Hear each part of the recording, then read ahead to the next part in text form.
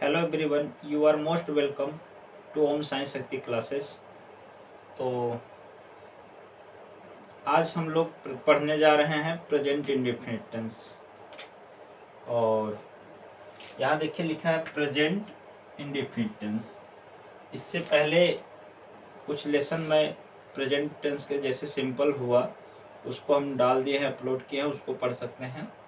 और present indefinite को present simple tense भी कहते हैं, ध्यान दीजिए। प्रेजेंट सिंपल टेंस, इसी का दूसरा नाम प्रेजेंट सिंपल टेंस भी है और प्रेजेंट इंडेफिनिट टेंस भी है। अब इसके अंतर्गत हमें पढ़ना क्या क्या है ये ध्यान दीजिए, ठीक। तो आज हम प्रेजेंट इंडेफिनिट के अंतर्गत यही सब देखेंगे। सबसे पहले प्रेजेंट इंडेफिनिट का पहचान देखेंगे, नंबर सेकंड में अफर्मेटिव सेंटेंस को ट्रांसलेट करना देखेंगे, और नंबर थर्ड इसका नेगेटिव सेंटेंस देखेंगे, नंबर फोर्थ इंट्रोगेटिव।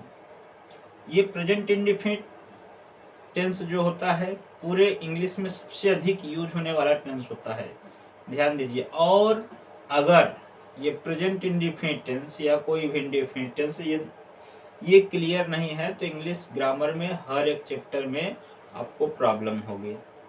तो इसलिए ये थोड़ा कॉम्प्लिकेटेड भी है, ठीक। हर जितने भी टेंस होते हैं उनसे थोड़ा डिफिकल्ट है, इसलिए इतना हार्ड भी नहीं है। अगर समझ लिया जाए अच्छे से तो बहुत इजी है, इसके कंसेप्ट को अगर समझ लिया जाए तो यहाँ पे हमने लिखा है पहचान, अफर्मेटिव, निगेटिव, इंट्रोगेटिव। बस इन्हीं टॉपिक पे आज हम बातचीत करेंगे, इसी को समझेंगे। वीडियो में लास्ट तक बने रहिए। वीडियो थोड़ा लॉन्ग है, इसलिए मैं कह रहा हूँ कि अगर पूरा वीडियो देखेंगे, लास्ट तक देखेंगे, समझेंगे, तो YouTube के माध्यम से ही मैं आपको बहुत कुछ सिखा सकता हूँ। जरा सा भी कहीं वीडियो को स्किप नहीं करना है, ध्यान पूर्वक सुनिए। यदि साफ सुथरा नहीं दिखाई दे रहा हो तो आप फुल स्क्रीन कर लीजिए और अच्छे से दिखाई देगा। लेकिन यदि पढ़ना है, सीखना है तो एकदम केयरफुली आप पूरे वीडियो को देखिए और समझिए। चलिए, अच्छा हम स्टार्ट करते हैं। पहला टॉपिक पे आते हैं, इसका पहचान, यानी प्रेजेंट इंडेफिनिट टेंस का पहचान क्या होता है, कैसे हम पहचानेंगे। सब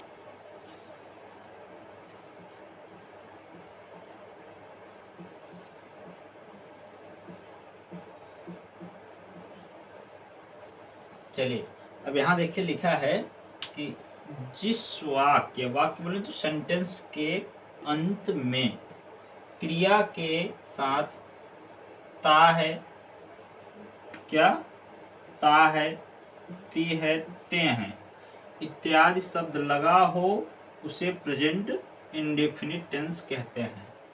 तो समझ में आ गया, यानी कोई भी सेंटेंस हो उसके अंत में या तो ता है, आए, ती है, ते हैं, तो वह कौन सा टेंस होता है, प्रेजेंट इंडेफिनिट टेंस। कहाँ आना चाहिए, सेंटेंस के अंत में, लास्ट में।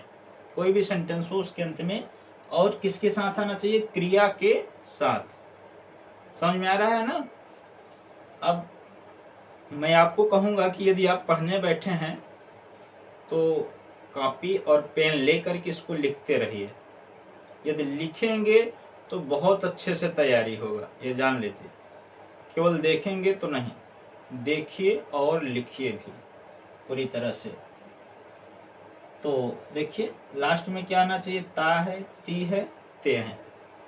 अब कुछ सेंटेंस पहले लिख करके मैं आपको समझा रहा हूं, बता रहा हूं, देखिए,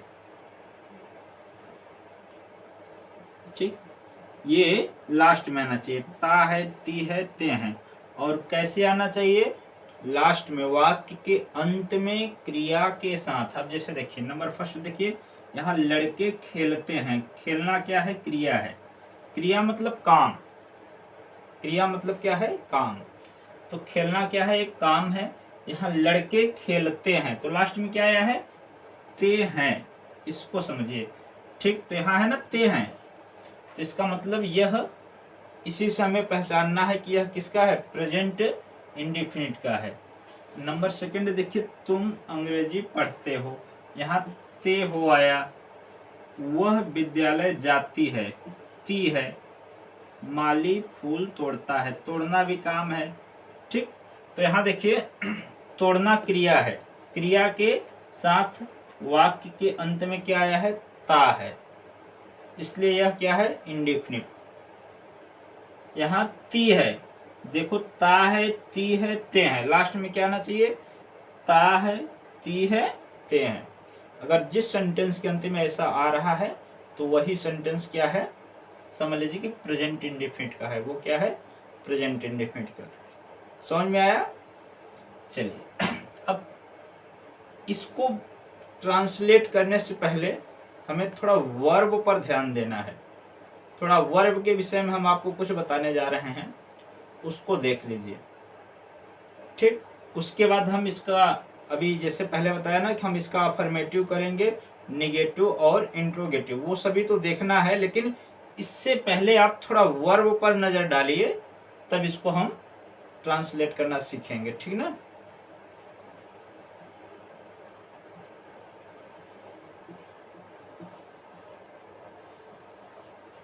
चलिए अब देखिए, ये क्या है, कम मीन्स आना, गो मीन्स जाना, रीड मीन्स पढ़ना, राइट मीन्स लिखना। ये सब क्या है, काम है। क्रिया मीन्स मतलब ये, इनको वर्ब बोलते हैं। देखिए वर्ब, वर्ब मतलब क्रिया, वर्ब मीन्स क्या होता है, क्रिया, क्रिया मतलब काम, क्रिया मतलब क्या होता है, काम होता है। अब यहाँ काम क्या है, आना जाना पढ़ना लिखना। ठीक, बात समझ में आ रहा है ना? और तमाम कार्य हो सकते हैं, जैसे खेलना, दौड़ना, ठीक, लिखना, पीना, भोजन बनाना, तो ये सब क्रिया हैं। अब मैं आपसे कह रहा हूं कि ये क्रिया जो हैं सिंगुलर हैं कि प्लूरल, ध्यान से समझिए क्या मैं बताने जा रहा हूं। ये क्रिया जो हैं सिंगुलर हैं कि प्लूरल, शायद आपको पता हो या ना पता हो, लेकिन ये जान लीजिए कि ये फर्स्ट फॉर्म में है। ये जो वर्ब हैं क्या है, वर्ब फर्स्ट फॉर्म में है, और कोई भी क्रिया यदि फर्स्ट फॉर्म में है तो वह प्लूरल नंबर होता है। क्या होता है, प्लूरल नंबर। अब इस वर्ब में हम यस या ईएस जोड़ करके इसको क्या बनाते हैं, सिंगुलर बनाते हैं। यस या ईएस जोड़ करके क्या बनाएंगे, सिंगुलर, सिंगुलर। जैसे कम, तो कम का कम्स, कम्स। गो में ईएस जोड़ेंगे, गोज। रीड में रीड्स हो जाएगा, रीड, रीड्स।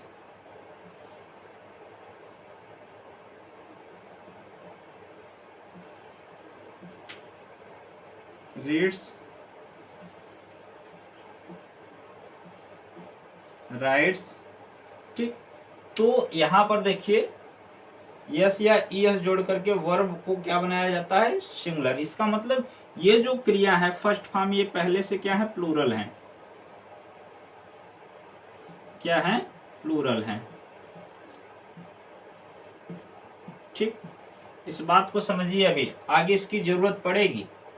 ठीक, जैसे हम ट्रांसलेट करना सीखेंगे तो इसकी जरूरत पड़ेगी। अगर ये अभी से समझ में आया तो आगे भी आपको समझ में आएगा, नहीं तो फिर कंसेप्ट नहीं समझ में आएगा। देखिए एक बार फिर से समझिए, लास्ट बार मैं बता रहा हूं, जो वर्ब होते हैं यानी क्रिया, क्रिया का जो फर्स्ट फॉर्म रूप होता है वो क्या होता है, प्लूरल होता है। प्लूरल बोले तो बहुवचन होता है। ये क्या है, बहुवचन है। देखिए बहुवचन। ठीक, जब फर्स्ट फॉर्म में रहता है कम, गो, रीड, राइट, क्या है, बहुवचन है, प्लूरल नंबर है। और जब इन्हीं क्रियाओं में हम यस या ईएस जोड़ देते हैं तो वो सिंगुलर हो जाता है। देखिए कम्स, गोज, रीड्स, राइट्स।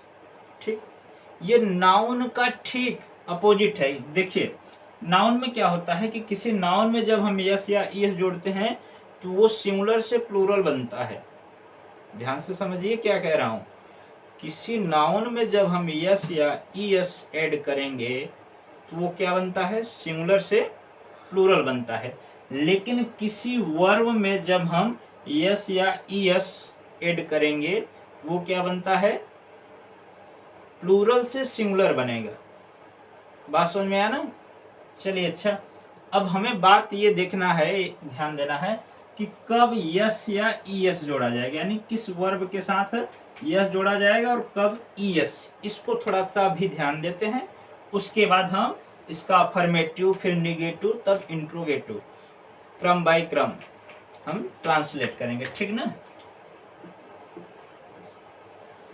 चलिए अब यहाँ देखिए कुछ क्रिया लिखा गया है, वर्ब्स हैं गो, किस, फेच, क्विज, सर्च, वाश। तो इन सभी के अंत में देखिए यहाँ ओ आया है, यहाँ डबल एस है, यहाँ सी एच है, यहाँ जेड है, सी एच एस एच। तो यही तो बताया जा रहा है कि यहाँ जब ये सब लास्ट में रहेंगे तो हमें उसमें क्या जोड़ना है, ई एस जोड़ना है, ठीक। बाकी सभी वर्ब में यस जोड़ा जाता है, ठीक, राइट। चलिए नेक्स्ट आगे बढ़ते हैं। अगर इतना आपको ये सभी समझ में आ रहा हो, ठीक, तभी आगे का आएगा। यदि वीडियो आपको समझ में आ रहा है, जो मैं पढ़ा रहा हूँ, जो लेसन यदि आपको समझ में आ रहा है तो आप किसी दूसरे को शेयर कर सकते हैं। किसी दूसरे को शेयर करो पढ़ने के लिए। आपके कोई भी फ्रेंड हो, कोई रिलेशन के हों, तो उनके पास शेयर कीजिए और वीडियो के माध्यम से वो अच्छे से पढ़ सकते हैं।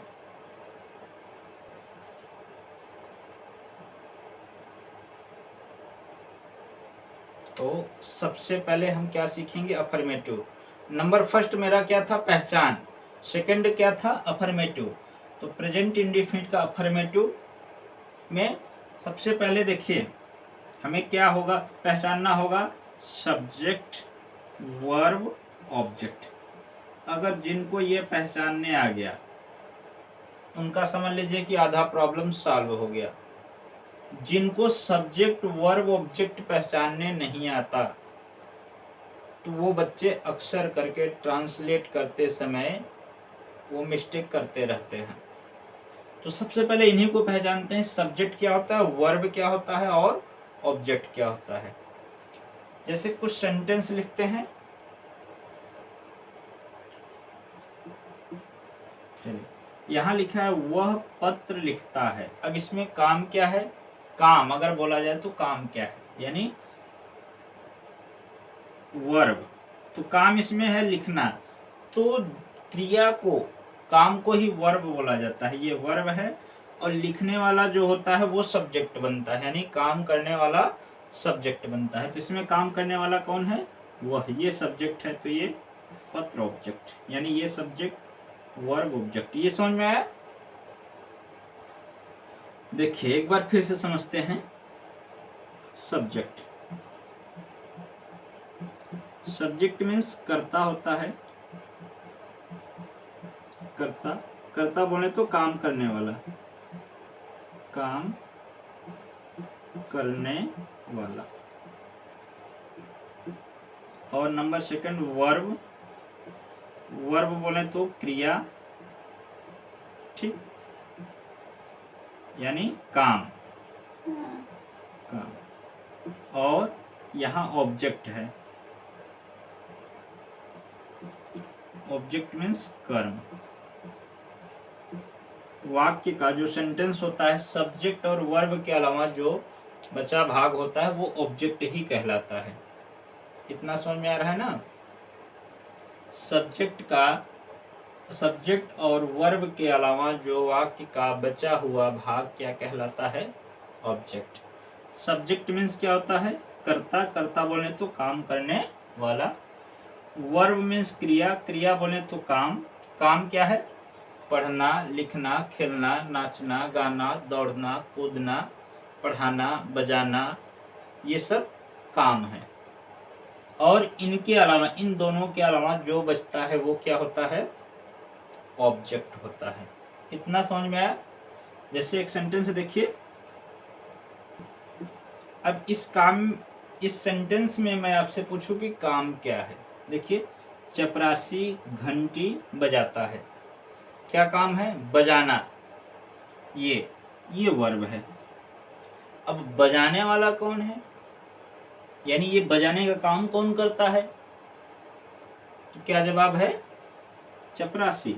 ये सब्जेक्ट है। अब वर्ब और सब्जेक्ट के अलावा जो कुछ बचा हो वही ऑब्जेक्ट हो। ठीक, जरूरी नहीं है कि हर एक सेंटेंस में ऑब्जेक्ट हो ही। अब जैसे देखिए यहाँ, वह पत्र लिखता है, इसमें काम क्या है? लिखना, यानी ये वर्ब है। लिखने वाला वह सब्जेक्ट है। अब इन दोनों के अलावा क्या बच रहा है? पत्र, तो यही ऑब्जेक्ट है। इतना समझ में आया? यानी यहाँ देखो, सब्जेक्ट वर्ब ऑब्जेक्ट, ये बिल्कुल हर एक सेंटेंस में, सेंटेंस को बनाने से पहले इनको समझना बहुत जरूरी है। अगर ये नहीं समझ में आ रहा है तो समझ लीजिए कि आप आगे मत बढ़िए। अगर इतना नहीं क्लियर हो रहा है तो आप आगे मत बढ़िए, पहले सब्जेक्ट वर्ब ऑब्जेक्ट को पहचानिए। ठीक, अभी इसके विषय में सब्जेक्ट वर्ब ऑब्जेक्ट का एक स्पेशल मैं वीडियो बनाया हूं, ठीक ना? तो उसमें आप जा करके उसको समझ सकते हैं, नहीं तो फिर आगे कोई न कोई वीडियो में बना दूंगा सब्जेक्ट वर्ब ऑब्जेक्ट को पहचानने के लिए। बच्चों का बहुत प्रॉब्लम ये होता है कि जिनको सब्जेक्ट वर्ब ऑब्जेक्ट नहीं पहचानने आता, उनका ग्रामर में कहीं न कहीं मिस्टेक होता रहता है, और तमाम स्टूडेंट का इसी से गलत होता है। इसीलिए गलत हो जाता है क्योंकि उनको यही नहीं पता होता कि सेंटेंस में क्या सब्जेक्ट है, क्या वर्ब है, क्या ऑब्जेक्ट है। ठीक ना? तो फिलहाल आज के लिए ये तो इतना ही बताते हैं सब्जेक्ट टू वर्ब ऑब्जेक्ट के विषय में, बस इतना ही बताते हैं। आगे हम अफर्मेटिव पढ़ने जा रहे हैं, और अगर नहीं समझ में आया है सब्जेक्ट वर्ब ऑब्जेक्ट पहचानना, आप कमेंट में मुझे जरूर लिख करके भेजिए कि सर मुझे सब्जेक्ट वर्ब ऑब्जेक्ट नहीं आया, तो हम उसके लिए एक अलग वीडियो बनाएंगे। ठीक ना? और यदि आपको समझ में आ रहा हो या मेरे इस वीडियो से आपको जरा सा भी यदि बेनिफिट हो रहा है, जरा सा भी लाभ ले रहे हैं या समझ में आ रहा है, तो इस वीडियो को जरूर अपने ऐसे फ्रेंड को, ऐसे दोस्त को, अपने ऐसे रिलेशन में शेयर करना और बताना कि इस वीडियो को देखिए और फ्री में क्लास लीजिए। ठीक, यहाँ से हम पूरा के पूरा कोशिश कर रहे हैं कि आपको आ जाए, इसलिए यह वीडियो लंबा जरूर बनेगा, लेकिन वीडियो के लास्ट तक बने रहिए। यदि नहीं देखने का इच्छा है, मन उब रहा है, वीडियो को रोक दीजिए। जब बाद में जब भी इच्छा होगा पढ़ने बैठना, तो जरूर पूरा के पूरा देखिए। और दूसरी बात कि कॉपी और पेन लेकर के बैठिए, बीच बीच में वीडियो को रोक रोक करके लिखते चलिए, बीच बीच में वीडियो को रोक करके लिखते चलिए, फेयर बनाइए नोट्स। ठीक, तभी आप इसका पूरा लाभ ले पाएंगे। अगर नोट्स नहीं बना रहे हैं तो उतना लाभ नहीं ले पाएंगे।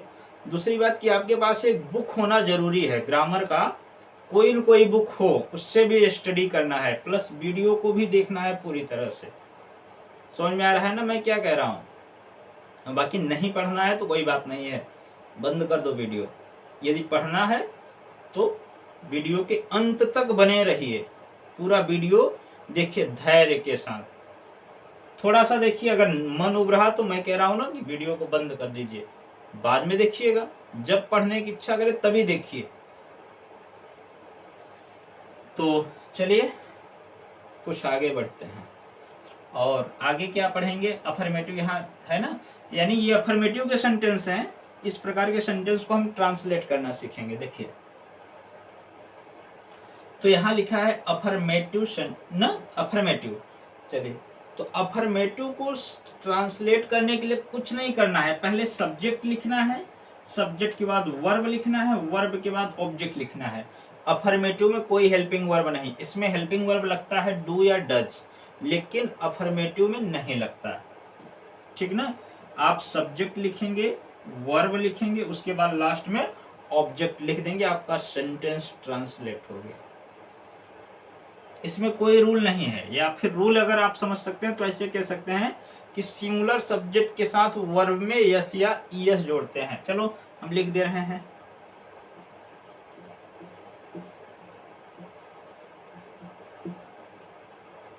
अब चलिए यहाँ देखिए नंबर फर्स्ट लिखा है सिंगुलर यानी एक वचन सब्जेक्ट के साथ वर्ब में यस या ईएस जोड़ा जाता है, प्लूरल सब्जेक्ट के साथ यस या ईएस नहीं जोड़ा जाता है। यानी ये जब सब्जेक्ट सिंगुलर रहेगा तो इसमें यस या ईएस जोड़ेंगे। कहाँ जोड़ेंगे? वर्ब में। और प्लूरल रहेगा तो नहीं जोड़ना है। अब जोड़ते क्यों है? सिंगुलर सब्जेक्ट के साथ क्यों जोड़ते हैं, इसका क्या रीजन है? देखिए अगर कहा जाए वह पढ़ता है, और तो यहाँ वह क्या है? सिंगुलर है। और पढ़ता देखिए ही मीन्स वह होता है, और रीड मीन्स क्या होता है? पढ़ना। यहाँ देखो ही रीड, ठीक। तो रूल तो नंबर फर्स्ट यही कह रहा है कि सिंगुलर सब्जेक्ट हो यानी सब्जेक्ट एक वचन हो तो इस वर्ब में हमें क्या जोड़ना है? यस। ही रीड्स करना है। क्यों किए हैं ऐसा? ध्यान दीजिए, क्योंकि ये सब्जेक्ट मेरा सिंगुलर है और वर्ब जो वर्ब था फर्स्ट फॉर्म क्या होता है? प्लूरल होता है। ध्यान दीजिए, वर्ब का ये वर्ब है, वर्ब का फर्स्ट फॉर्म प्लूरल होता है, और प्लूरल में वर्ब में जब यस या ईएस जोड़ते हैं तो वो क्या बनता है? सिंगुलर बनता है। क्या बनता है? सिंगुलर। इसका मतलब हम इसमें यस या ईएस इसलिए जोड़े हैं वर्ब को सिंगुलर बनाने के लिए। He reads, he reads. और देखिए यहीं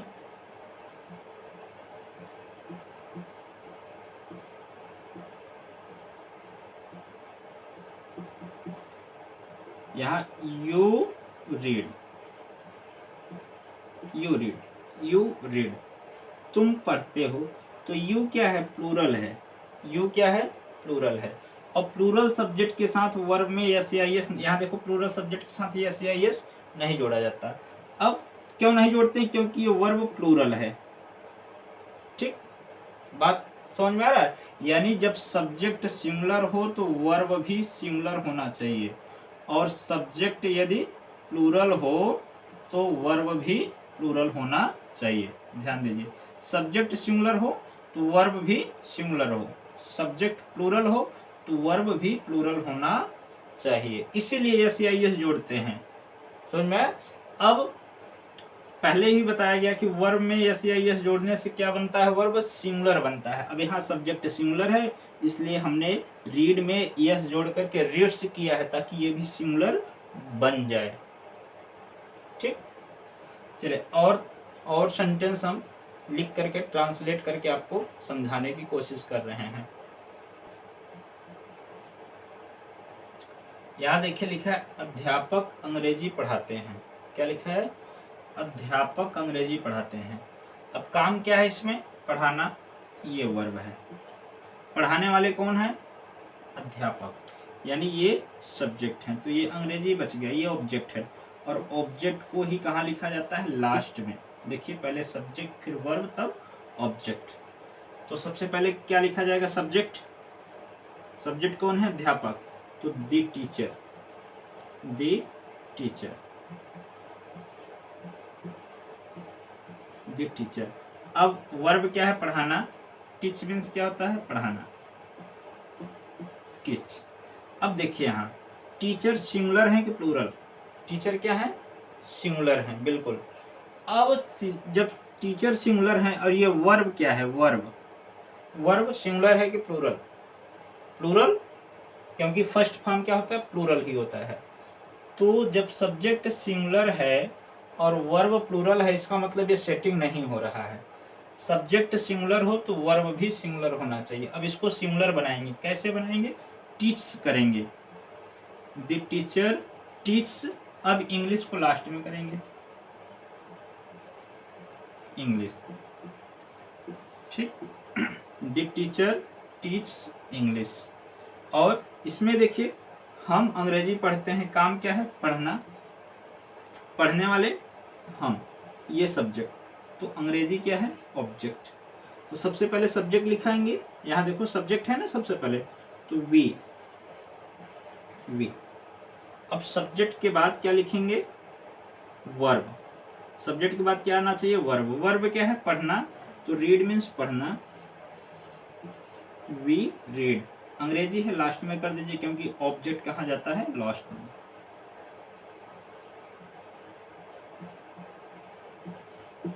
वी रीड इंग्लिश। अब यहाँ देखिए वी सब्जेक्ट क्या है, प्लूरल है, तो इसलिए इसमें यस या यस नहीं जोड़ेंगे क्योंकि ये पहले से प्लूरल होता ही है।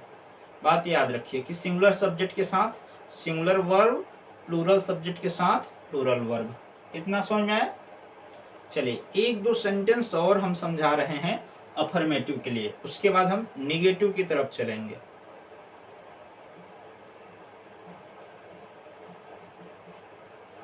अब यहाँ देखिए, अजय पत्र लिखता है। अब इसमें काम क्या है, लिखना, ये वर्ब है।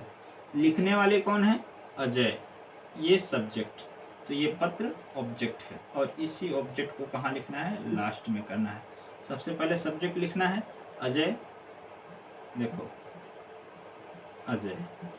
सब्जेक्ट के बाद क्या लिखना है, वर्ब। सब्जेक्ट के बाद क्या लिखा जाता है, वर्ब।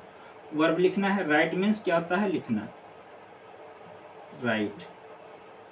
अब देखो सब्जेक्ट क्या है, सिंगुलर, सब्जेक्ट एक वचन है, तो जब सब्जेक्ट एक वचन हो तो वर्ब में यस या यह जोड़ना चाहिए ताकि ये भी एक वचन बन जाए।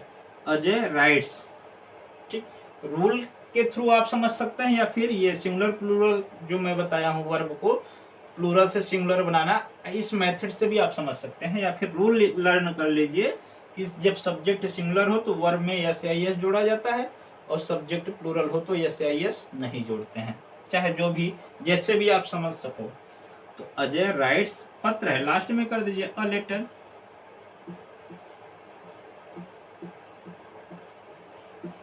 Ajay writes a letter. अब वही सेंटेंस यहाँ देखिए लिखा, वे पत्र लिखते हैं। यहाँ भी काम लिखना है, लिखने वाले वे यानी दे। दे मीन्स वे, राइट मीन्स क्या होता है, लिखना, राइट। पत्र है, लास्ट में इसको करेंगे a letter. They write a letter. अब यहाँ पर दे के साथ वर्ब में यस या यस नहीं जोड़ा गया, क्यों, क्योंकि ये प्लूरल है। बात समझ में। और अधिक जानकारी के लिए भाई देखिए, आपके पास ग्रामर की बुक होना अनिवार्य है। कोई ग्रामर की बुक हो, जो मैं समझा रहा हूँ इसको पहले वीडियो को देखिए, तब आप बुक पढ़ेंगे, बिल्कुल समझ में आ जाएगा, अच्छे से तैयारी हो जाएगा। उसके बाद हम थोड़ा निगेटिव की तरफ बढ़ते हैं और इंट्रोगेटिव उसके बाद में।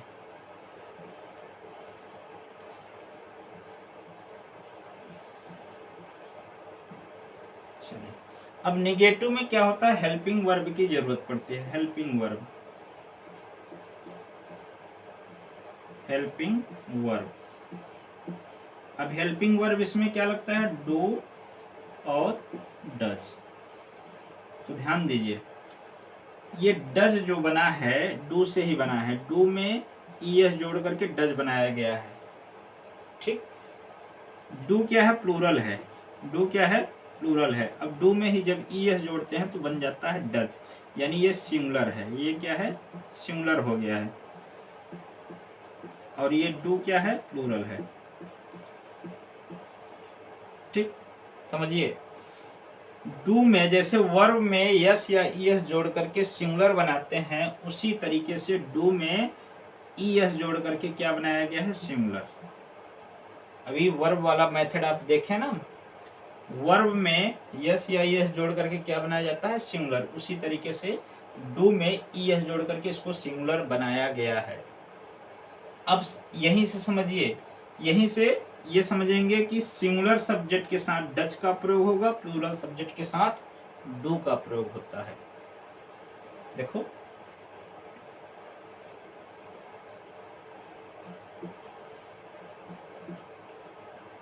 चलिए, यहाँ लिखा है सिंगुलर सब्जेक्ट के साथ डज, प्लूरल सब्जेक्ट के साथ डू का प्रयोग होता है। इस बात को बिल्कुल अभी लर्न कर लीजिए, क्योंकि अभी इसको हम मिटाने वाले हैं, मिटाने के बाद ही समझाएंगे, ठीक। सिंगुलर सब्जेक्ट के साथ डज, प्लूरल सब्जेक्ट, प्लूरल बोले तो बहुवचन, प्लूरल जब सब्जेक्ट रहेगा, प्लूरल नंबर बोले तो सब्जेक्ट के साथ डू का प्रयोग होता है। ठीक, यहाँ से भी समझ सकते हैं कि डू प्लूरल ही है। अब डू में जैसे ही हम यस या यस जोड़ते हैं तो सिंगुलर बनता है, तो ये सिंगुलर सब्जेक्ट के साथ, ये प्लूरल सब्जेक्ट के साथ। ठीक, चलिए पहले लिख रहे थे सब्जेक्ट, उसके बाद क्या लिख रहे थे, वर्ब, उसके बाद ऑब्जेक्ट। तो निगेटिव भी सेम इसी तरीके से बनाना है। फर्क इतना है कि सब्जेक्ट के बाद आपको या तो डू लिखना है या तो डज लिखना है। क्या लिखना है, डू या तो डज। और वर्ब के ठीक पहले आपको नॉट लगाना है। वर्ब के ठीक पहले, जहाँ वर्ब है उसके पहले नॉट लगाना है, तो निगेटिव हो जाएगा। निगेटिव में नॉट शब्द आता है। तो यहाँ से समझ सकते हैं कि ये प्लूरल के साथ लगेगा। किसके साथ, प्लूरल के साथ। ये डज किसके साथ, सिंगुलर के साथ। अब कुछ सेंटेंस देखिए।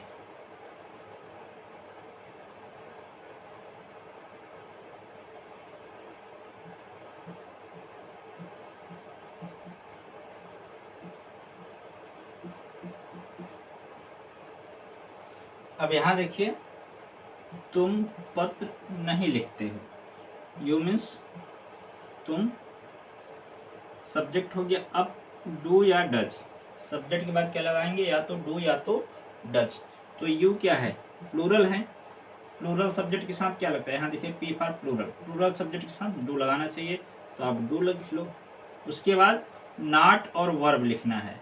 तो यहाँ नहीं लिखते हो, ये नॉट वर्ब है, तो not write.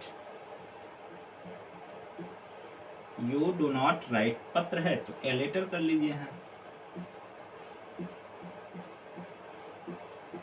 You do not write a letter. समझ में आया, यानी सब्जेक्ट के बाद आपको डू या डज लगाना है। अब सब्जेक्ट प्लूरल हो तो आपको डू लिखना है, और वर्ब के ठीक पहले क्या लिखना है, नॉट। नॉट मीन्स नहीं।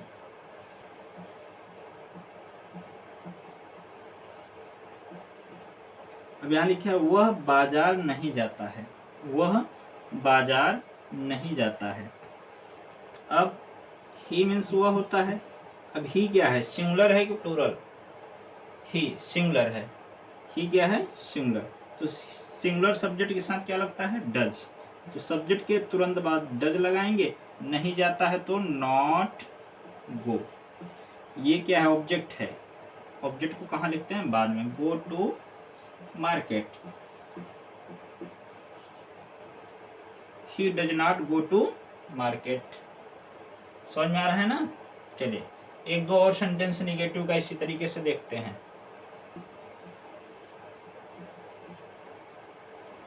अब यहाँ लिखा है बच्चा दूध नहीं पीता है। नहीं पीता है, पीने वाला कौन है, बच्चा। सबसे पहले बच्चा को ही लिखेंगे, द चाइल्ड, द चाइल्ड। ठीक, अब सब्जेक्ट के बाद क्या लिखेंगे, डू या तो डज। सब्जेक्ट क्या है, सिंगुलर। सिंगुलर सब्जेक्ट के साथ क्या लगता है, डज। तो यहीं पे लिख लो डज। अब नहीं पीता है तो नॉट ड्रिंक, नॉट ड्रिंक। अब दूध है, मिल्क, लास्ट में कर दीजिए मिल्क।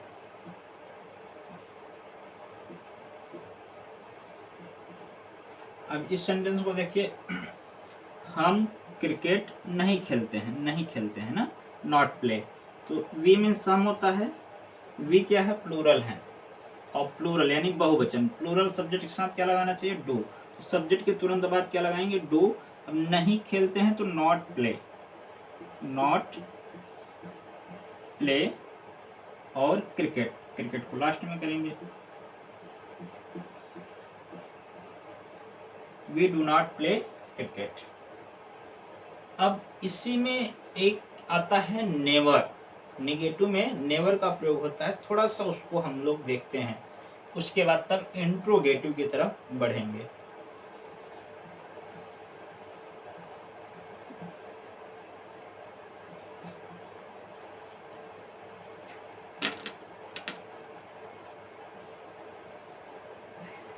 चलिए यहाँ देखिए लिखा है नेवर मीन्स कभी नहीं।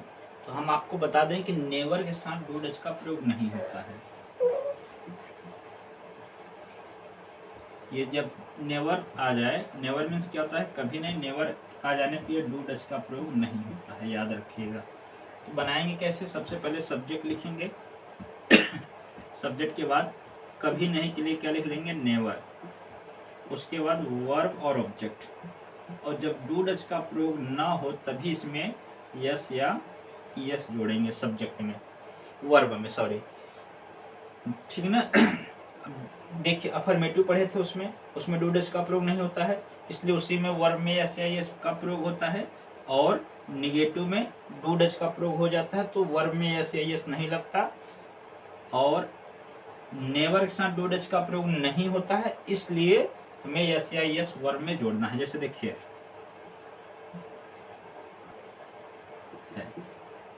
अब यहाँ देखो कभी नहीं जाता है, नेवर आ गया ना, कभी नहीं, तो इसमें याद रखिए जब भी कभी नहीं आए तो नेवर के साथ डू डज का प्रयोग बिल्कुल नहीं करना है। सबसे पहले सब्जेक्ट लिख लीजिए ही, उसके बाद कभी नहीं, सब्जेक्ट के बाद क्या होना चाहिए, नेवर। ही नेवर जाता है, go to school, he never go to school. अब देखिए यहाँ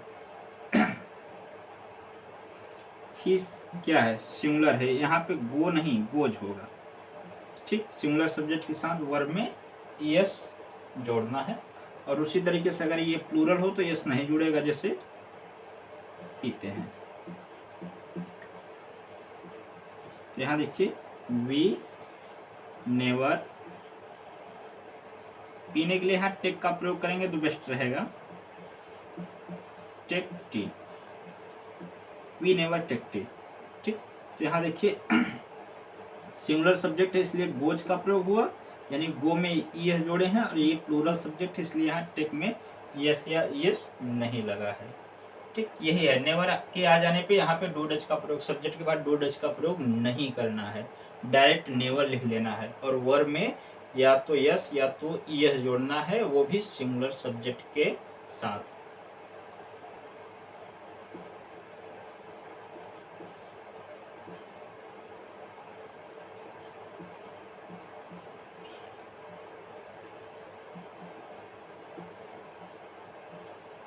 चलिए इंट्रोगेटिव मीन्स क्या होता है, प्रश्नवाचक। अब इंट्रोगेटिव का ध्यान दीजिए, इंट्रोगेटिव में सबसे पहले सब्जेक्ट वर्ब ऑब्जेक्ट, बस इसी तरीके से लिखे जाएंगे।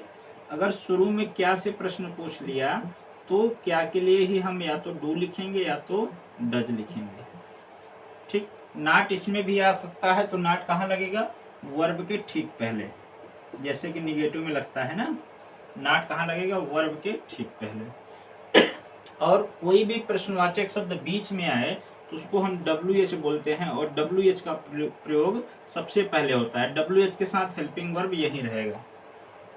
समझ में आया? नहीं, लास्ट में क्वेश्चन मार्क लगाएंगे, सेंटेंस को हम ट्रांसलेट करके तब देखते हैं, तब अच्छे से समझ में आ जाएगा। जैसे देखिए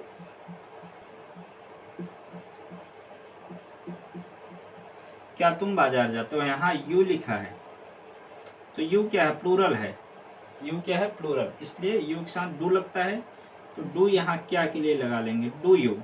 अब काम क्या है, जाना, go to market, go to market, do you go to market. अगर यहीं कोई सिंगुलर सब्जेक्ट होता तो हम यहाँ डू नहीं क्या लगाते, डज लगाते हैं। जैसे क्या वह भोजन बनाती है, भोजन बनाती है,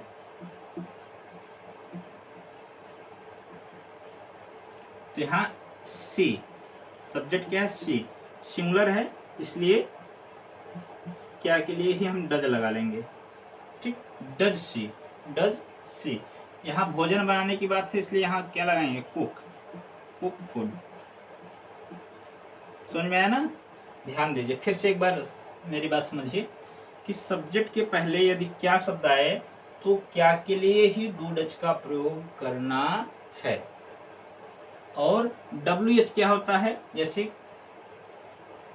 WH प्रश्नवाचक शब्द जो होते हैं, जैसे क्या, क्यों, कब, कहाँ, कैसे, ये सब यदि वाक्य के बीच में आते हैं तो उनको हम सबसे पहले लिखते हैं। जैसे सेंटेंस देखिए, अब यहाँ देखिए तुम कहाँ पढ़ते हो, ये WH है, इसी को WH बोलेंगे। तो यू मीन्स तुम, ये सब्जेक्ट है पढ़ने वाला, इसको सबसे पहले लिखेंगे वेयर, देखिए वेयर, और इसमें WH के साथ हेल्पिंग वर्ब यही लिखेंगे से, यानी सब्जेक्ट के ठीक पहले यू के साथ क्या लगाएंगे, do. Where do you read, where do you read.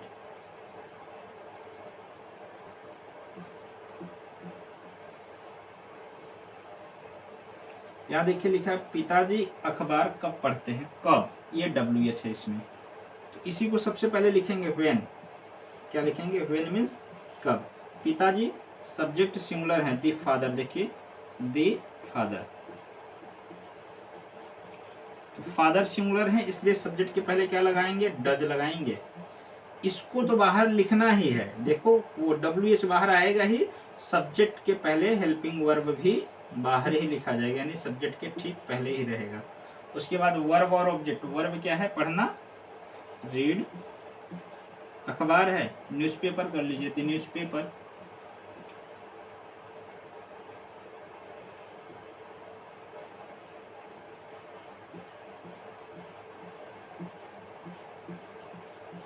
Newspaper. ठीक, इस तरीके से ट्रांसलेट कर लेना है। इसमें भी नाट आ सकता है, तो नाट बताया गया है कि नाट कहाँ लगाना है, वर्ब के ठीक पहले। कुछ सेंटेंस नाट, एक सेंटेंस हम लोग देखते हैं नाट वाला। यहाँ देखिए, क्या माली फूल नहीं तोड़ता है, यहाँ देखो नहीं तोड़ता है।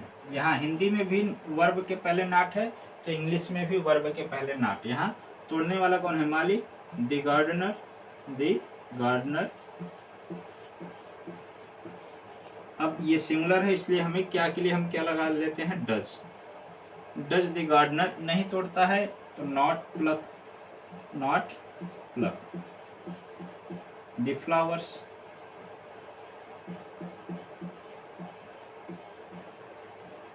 ध्यान दीजिए, बस यही नाट कहाँ लगाना है, वर्ब के ठीक पहले, ये स्ट्रक्चर ध्यान दीजिए। उसके बाद इसमें एक होता है हु ऐसा प्रश्नवाचक शब्द होता है जो सब्जेक्ट का भी कार्य करता है, उसके साथ वर्ब में यस या ईएस जोड़ा जाता है, डू डज का प्रयोग नहीं होता है। देखिए देखिए, ये है हु मीन्स कौन, हु मीन्स कौन, ये सब्जेक्ट का कार्य करता है, ये ऐसा प्रश्नवाचक शब्द है, सब्जेक्ट का कार्य करता है। इसके साथ न तो डू का प्रयोग होता है, न तो डज का, डायरेक्ट वर्ब लिख लेना है और ऑब्जेक्ट। हाँ, एक बात और ध्यान देना है, इसके साथ वर्ब में यस या ईएस लगा लेना है, यस या ईएस। बस सबसे पहले हु को ही लिखना है, उसके बाद वर्ब लिखना है, वर्ब में यस या ईएस, उसके बाद ऑब्जेक्ट। जैसे देखिए, घंटी कौन बजाता है,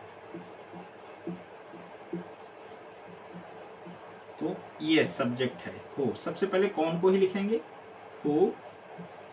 उसके बाद क्या लिखना है, वर्ब। वर्ब क्या है, बजाना, ring. Who, ring.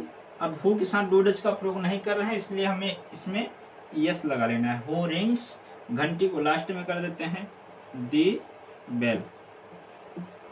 Who rings the bell. याद रखिए, हु कौन आ जाने पे कौन का ही स्पेलिंग सबसे पहले लिखा जाता है, कौन को ही सबसे पहले लिखेंगे। जैसे एक और सेंटेंस देखिए, यहाँ लिखा है कौन दरवाजा खोलता है, तो सबसे पहले कौन को हु लिखेंगे, हु।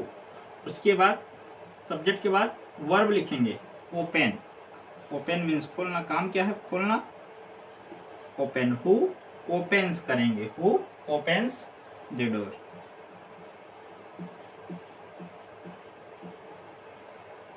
बस इतना ही, और यही से समाप्त होता है। और इंडिफिनिट में तमाम प्रकार के सेंटेंस होते हैं। आगे हम जो नेक्स्ट वीडियो और आगे बनाते रहेंगे तो उसमें इसको और ढंग से हम समझाएंगे। इसमें बहुत कुछ अभी पढ़ना है। तो पूरा वीडियो देखने के लिए बहुत बहुत धन्यवाद। आप लोग भी बहुत धैर्य के साथ पढ़ें, बहुत मेहनत किए, और कोशिश करेंगे कि और आगे भी जो बनाएंगे उसको भी अच्छे से पढ़िएगा।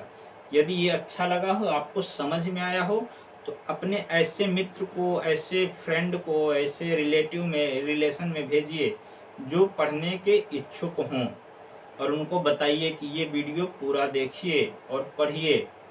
ठीक, चैनल को सब्सक्राइब करके रखिए, क्योंकि इसके बाद जो भी वीडियो हम डालें कोई वीडियो मिस होने ना पाए। यदि पूरा लेसन पढ़ेंगे तो अच्छे से रिवीजन होगा और अच्छे से तैयारी होगी, आपकी प्रिपरेशन अच्छे से होगी।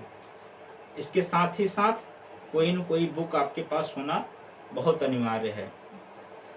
यूट्यूब से पढ़ रहे हैं, बहुत अच्छी बात है, इसके साथ साथ बुक होना तो बहुत ज़रूरी है। यहाँ से भी पढ़िए, बुक से भी समझिए, आपका यही यूट्यूब और बुक के ही हेल्प से आपको इंग्लिश आने लगेगा। ये मैं दावे के साथ कह रहा हूँ, गारंटी दे रहा हूँ। चलिए अच्छा, बहुत लंबा वीडियो है, अब यहीं पे समाप्त करते हैं।